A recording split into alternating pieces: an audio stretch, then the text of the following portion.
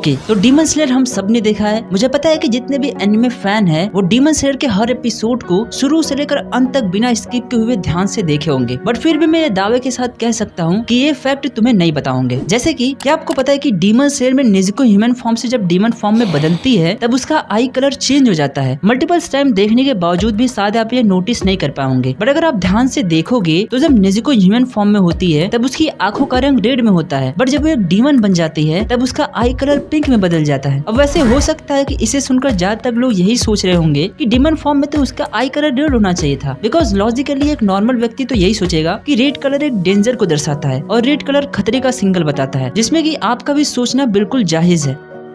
आपकी एक्सपेक्टेशन की दुनिया से बाहर निकलकर ये काफी इंटरेस्टिंग फैक्ट है कि नेज़ुको का आई कलर पिंक में होता है। अब ऐसा क्यों है? तो सबसे पहला कारण तो ये है कि नेज़ुको बाकी सारे डीमन से काफी अलग है। जहाँ पर बाकी सारे डीमंस को ब्लड चाहिए होता है उनकी बॉडी को नरिशमेंट के लिए, वहीं पर नेज़ुको सिर्फ सोकर अपनी बॉडी को नरिश करती है। दूसरी ऑब्वियस चीज ये है कि राइटर्स को हो सकता है नेज़ुको को सारे डीमन से अलग दिखाना हो, ताकि जो व्यूअर्स है उन्हें नेज़ुको को देखने पर एक डीमन की तरह नहीं बल्कि एक क्यूट और एक अच्छे डीमन के रूप में उन्हें दिखाई दे। और वैसे पर भी पिंक कलर तो उसके किमोनो से भी मैच करता है। अब ये जो 22 ऑसम नेज़ुको फैक्ट में से मैंने आपको एक बताया है, ऐसे ही आगे आने वाले 21 फैक्ट इससे भी ऑसम होने वाले हैं और हर एक फैक्ट उसके पिछले वाले फैक्ट से काफी इंटरेस्टिंग होंगे, तो वीडियो पूरा जरूर देखना। डीमन होने के बावजूद भी नेज़ुको जितनी प्यारी और क्यूट डीमन शायद ही आपको देखने को मिले, बट नेज़ुको का नाम नेज़ुको कामोडो सिर्फ एक प्रिटी नाम ही नहीं है, वो इससे भी कई ज्यादा है। नेज़ुको में सबसे पहला कांजी का मतलब रेड बिन होता है, जो कि एक जैपनीज फ्लावर के पार्ट को दर्शाता है, जिसे स्नो बॉल कहते हैं। नेज़ुको में दूसरा कांजी का मतलब चाइल्ड होता है, जो कि जापान में विमेन के लिए एक कॉमन सफिक्स के रूप में इस्तेमाल किया जाता है। और वहीं दूसरी तरफ कामोडो में सबसे पहला कांजी का मतलब जैपनीज वुड या जैपनीज चारकोल या फिर फ्यूल को दर्शाता है, और ये एक्चुअली नेज़ुको के फैमिली को भी दर्शाता है, जो कि चारकोल बिजनेस करते थे। और कामोडो में दूसरा कांजी डोर को दर्शाता है। तो आप समझी गए होंगे कि नेज़ुको कामोडो नेम से एक नॉर्मल सा नाम ही नहीं है, बल्कि इसके पीछे एक बहुत बड़ा मीनिंग छुपा है। अब शायद इसे सुनकर आप शॉक्ड हो जाओ, बट नेज़ुको चैन की वजह से एक बार मेक्सिको सिटी में सबवे ही शट डाउन हो गया था।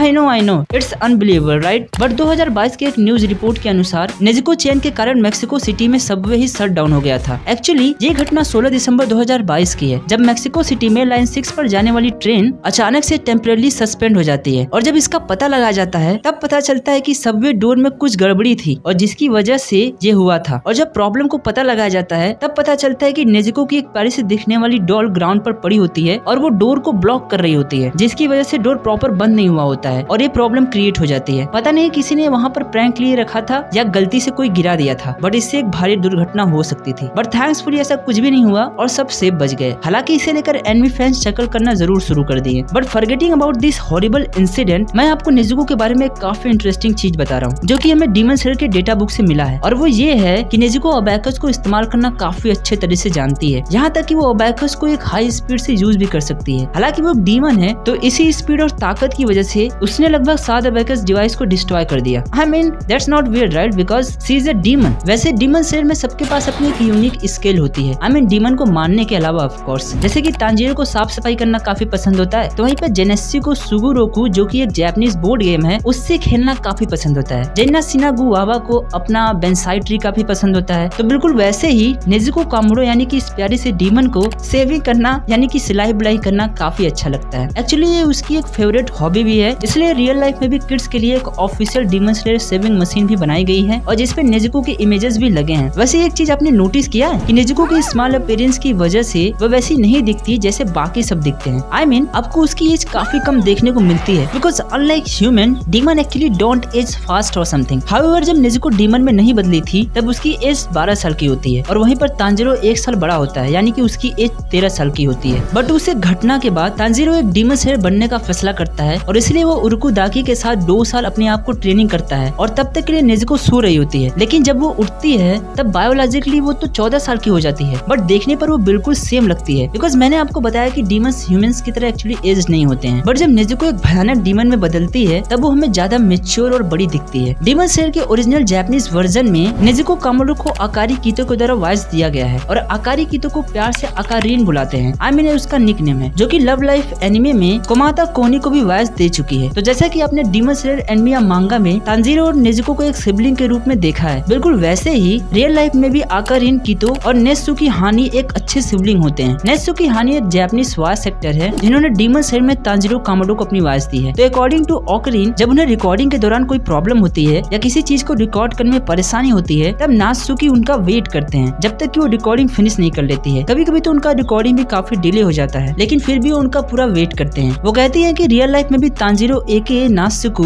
एक बड़े भाई की तरह उनका ख्याल रखते हैं और सिमिलरली हानी भी आकारिन को अपनी छोटी बहन की तरह मानते हैं। हानी की शादी हो चुकी है और उनके 2 बच्चे हैं जो शायद ट्विंस हैं। वैसे नेजुको कभी अपने परिवार के मरने का दुख ही नहीं दिखा पाई और हमें कभी देखने को ही नहीं मिला कि क्या नेजुको को अपने परिवार का मरने का गम भी हुआ। बिकॉज तांजीरो जब घर वापस लौटता है तब वो देखता है कि उसकी सारी फैमिली मारी जा चुकी है, चारों तरफ खून की नदियां बह रही है। वो कुछ रिएक्ट करता कि वो देखता है कि नेजुको जिंदा होती है और वो एक डीमन में बदल चुकी है और शायद इसी की वजह से नेजुको कभी अपने फीलिंग को ठीक से कभी एक्सप्रेस ही नहीं कर पाई। अपने फैमिली के मरने का गम अपने ब्रदर के साथ कभी बांट ही नहीं पाई। But thanks to additional volume of manga volume 23 में आपको देखने को मिलेगा कि नेजुको फाइनली अपने दुख को एक्सप्रेस कर पाती है जब वो अपने ह्यूमन फॉर्म में बदल जाती है और ये सीन काफी ज्यादा हार्ट टचिंग होता है और शायद जिसकी वजह से नेजुको अपने सिबलिंग के और करीब आ जाती है। नेजुको भले ही एक डीमन हो, बट जब वो एक डीमन नहीं थी तब उसके भी इमोशंस थे, उसके भी कोई आइडियल था। अब मैं आइडियल मैन की बात कर रहा हूँ, तो जिसे सुनकर हो सकता है कि आप सोचोगे कि इसमें सोचने वाली कौन सी बात है। नेजुको अपने एल्डर ब्रदर तांजीरो को अपना आइडियल मानती है। मैं समझ सकता हूँ, बट ये उसके डीमन बनने के बाद हुआ था। बट क्या आपको पता है कि जब वो एक डीमन नहीं बनी थी तब उसके लिए एक आइडियल मैन एक रूक के जैसा होना चाहिए था। मतलब वो अपने आइडियल को एक सोगी पीस की तरह मानती थी जो कि वर्टिकली और हॉरिजॉन्टली किसी भी अनऑक्युपाइड स्पेस में जा सकता है, जस्ट लाइक रूक इन अ चेस। और हाँ, अगर आपको सोगी पीस नहीं पता तो एक जापानीज चेस होता है जिसको कि वहाँ के लोग बड़े मजे से खेलते हैं। हालांकि अभी एनिमे चल रहा है तो मैं बिल्कुल भी स्पॉइल नहीं करने वाला कि कौन किसके साथ एंड अप होता है। बट हाँ, अगर आप थोड़ा सा भी एनिमे को ध्यान से देखोगे तो आपको क्लू का पता भी चल जाएगा। बट एक चीज नोटिस करने वाली जरूर है, नेजुको मिसूरी कान रोजी यानी लव हासिरा को अपनी बड़ी सिस्टर की तरह मानती है। हालांकि नेजुको और तांजीरो के बीच जो बॉन्ड है उसको कोई भी ब्रेक नहीं कर सकता है। बट नेजुको अपने बिग ब्रदर के अलावा शायद दूसरे नंबर पर अगर किसी को अपना सिस्टर या दोस्त मानती है तो वो लव हासिरा होती है। नेजुको और मिसूरी सबसे पहले hidden swordsman of the village में मिलते हैं और फिर वहीं से वो दोस्त बन जाते हैं। और एनिमे तो रिलीज हो चुकी है तो आप खुद भी जानते ही होंगे, जहाँ पर हमें उनके क्यूट इंटरेक्शन को भी देखने को मिलता है और उनके बीच का बॉन्ड इतना ज्यादा होता है कि मिसूरी तो नेजुको को टिकल भी करती है। वैसे एक बात तो है कि नेजुको कोई ऑर्डिनरी डीमन तो बिल्कुल भी नहीं होती है, बिकॉज जहाँ दूसरे डीमन जिंदा रहने के लिए ह्यूमन ब्लड पीते हैं, फ्लैश खाते हैं, वहीं पर नेजुको सिर्फ सोकर अपनी बॉडी को हील कर लेती है। Isn't it amazing? और ऐसा भी नहीं कि उसके पास कोई स्ट्रेंथ नहीं होती है। जब वो दाकी से फाइट करती है तब हमें देखने को मिलता है कि वो अपने सराउंडिंग की चीजों को अपने में एडॉप्ट कर लेती है और हर एक डीमन फाइट के बाद उसकी ब्लड डीमन आर्ट स्टाइल एक गजब के तरीके से बढ़ता भी है। तो इसमें कोई शक नहीं है कि वो डीमंस में one of the most powerful demons में से एक है। अब भले ही नेजुको अपने आसपास के सभी ह्यूमंस को अपना दोस्त मानती है और उसके लिए इंसान एक परिवार की तरह होते हैं और उनके नजर में उन्हें बचाना चाहिए, ना कि उन्हें मानना चाहिए। बट स्टिल उसके मुंह पर लगा उसका ये बैम्बू काफी इंपॉर्टेंट रोल निभाता है। भले ही वो एक यूनिक डीमन हो और कितना भी कहे या सोचे कि ह्यूमंस उसका परिवार है, बट अगर गलती से भी उसने ब्लड चखा तो कयामत आना पक्का है। बिकॉज हमने देखा है कि ह्यूमन ब्लड को देखने के बाद उसका भी कभी कभी कंट्रोल अपने आप से खो बैठता है। इसलिए वो बैम्बू उसके मुंह पर जो लगा है वो उसको किसी भी इंसान को खाने से या बाइट करने से बचाती है और इसके अलावा भी उसका मुंह हमेशा बंद करके रखता है, विच मीन्स कि वो एक्सीडेंटली चाहे भी तो ना कर पाए, किसी ह्यूमंस को नुकसान ना पहुंचा पाए। इसलिए वो बैम्बू जरूरी है। वैसे जब नेजुको अपने भयानक रूप में आती है तब उसके शरीर पर हमें कुछ इस तरह का पैटर्न देखने को मिलता है। वो इसीलिए क्योंकि उसका ब्लड डीमन आर्ट स्टाइल एक फायर बेस्ड स्टाइल होता है और जब भी वो इसे इस्तेमाल करती है उसका ब्लड इंस्टेंटली फायर में बदल जाता है और उसके शरीर पर दिखने लगता है और उसका ब्लड भी एक्सप्लोड करके एक हॉट पिंक कलर में बदल जाता है, जो कि उसके शरीर पर पूरा हमें देखने को मिलता है। आपको ये तो पता ही चल गया होगा कि नेजुको की फैमिली एक चारकोल बिजनेस करती थी, मतलब कि वो लोग ज्यादातर आग इस्तेमाल करते थे। इसलिए नेजुको की जिंदगी में आग एक काफी इंपॉर्टेंट हिस्सा बन जाता है और जैसे जैसे नेजुको ग्रो करती है ये चीज उसके ब्लड डीमन आर्ट स्टाइल में भी देखने को मिलता है। इसमें कोई दोहराई की बात नहीं है कि नेजुको के फैमिली को मारने वाला और उसको डीमन में कन्वर्ट करने वाला मुजान किबुत्सी होता है और ये चीज कुछ एपिसोड के बाद हमें पता भी चल जाता है। और इसमें भी कोई दोहराई की बात नहीं है कि मुजान ही सभी डीमन का क्रिएटर होता है। वैसे ज्यादा इसके बैकग्राउंड में ना जाते हुए बस इतना बताना चाहूंगा कि मुजान किसी को भी एक वायरस की तरह डीमन में बदल सकता है और ज्यादातर डीमंस बनने के बाद लोग उसकी हर बात मानते हैं। बट नेजुको एक ऐसी डीमन होती है जो काफी अलग होती है, जो क्लियरली मुजान को अपोज करती है। जहाँ पर बाकी सारे डीमंस उसकी बातों को मानते हैं वहीं पर नेजुको उसके कंट्रोल से आउट ऑफ कंट्रोल होती है। नेजुको की एक स्पेशल पावर ये भी होती है कि वो अपने साइज को एडजस्ट कर सकती है, फिर चाहे वो अपने साइज को बड़ा करना हो या फिर अपने बॉडी के स्ट्रेंथ को बढ़ाना हो, काफी आराम से वो सब कुछ कर लेती है। वो अपनी साइज को इतना छोटा कर लेती है कि वो एक बॉक्स में भी आ जाती है। लेकिन फिर भी नेजुको की डिफॉल्ट हाइट लगभग 5 फीट या फिर 153 सेंटीमीटर की है, यानी कि वो सबसे छोटी डीमन है सारे डीमंस में। नेजुको अपने ब्लड डीमन आर्ट की मदद से तांजीरो के ब्लैक स्वॉर्ड को रेड में बदल देता है, और जिसकी वजह से तांजीरो की स्वॉर्ड टेक्निक काफी हद तक बढ़ जाती है, और वो ये चीज उसे डीमंस को फाइट करने में काफी मदद करती है। वैसे एक बात तो माननी पड़ेगी कि जब नेजुको अपने दानव रूप में आती है तब वो देखने लायक होती है। हम देखते हैं कि उसके सिर पर एक हॉर्न भी निकल आता है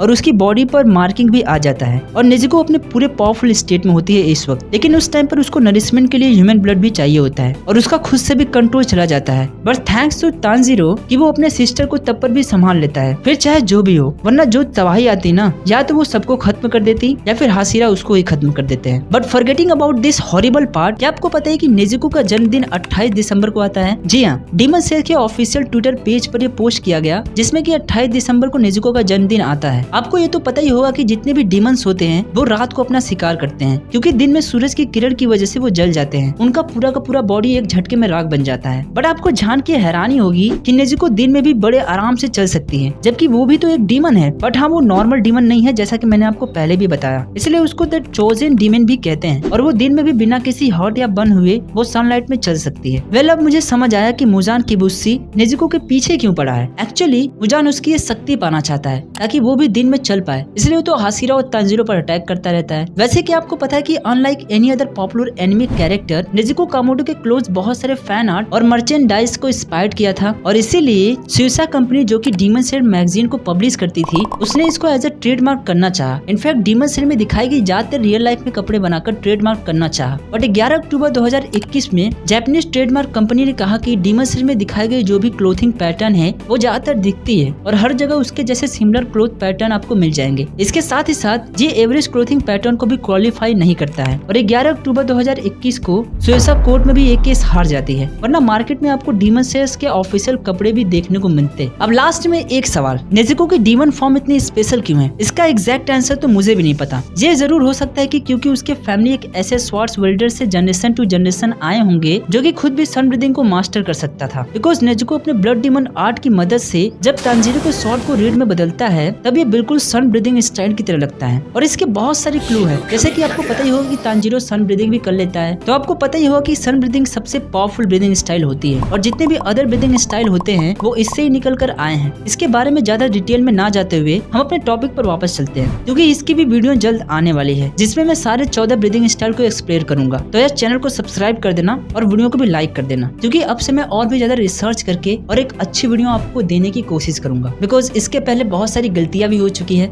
लेकिन अब नहीं होगी, आई प्रॉमिस यू। तो स्टोरी में कई सारे क्लूज आपको देखने को मिल जाएंगे जो ये बताती है कि कॉमेडो फैमिली डायरेक्ट डिसेंडेंट है first original sun breathing users की। इसका मतलब ये स्टाइल नेजुको में भी generation to generation pass out हुआ है, और शायद इसीलिए हमें नेजुको की डेमोनिक फॉर्म बाकी डीमन से सबसे अलग दिखती है, और जितने भी बाकी उसके पावर्स है उसका कारण भी यही है। तो यार बस आज की वीडियो में इतना ही। अगर तुम्हें वीडियो पसंद आई तो वीडियो को लाइक कर देना और चैनल को सब्सक्राइब कर देना, और स्टे ट्यून रहना, क्योंकि 3 या 4 दिन में काफी फाड़ू वीडियो आने वाली है जिसमें मैं टोटल 14 ब्रीदिंग स्टाइल को एक्सप्लेन करूंगा। अगर तुम्हें तांजीरो कामोडो के बारे में हिडन सीक्रेट्स को जानना है तो लेफ्ट वाली वीडियो पे क्लिक करो और जान लो। मैं मिलता हूँ आपसे अगले वीडियो में, तो ख्याल रखना, गुड बाय, टेक केयर।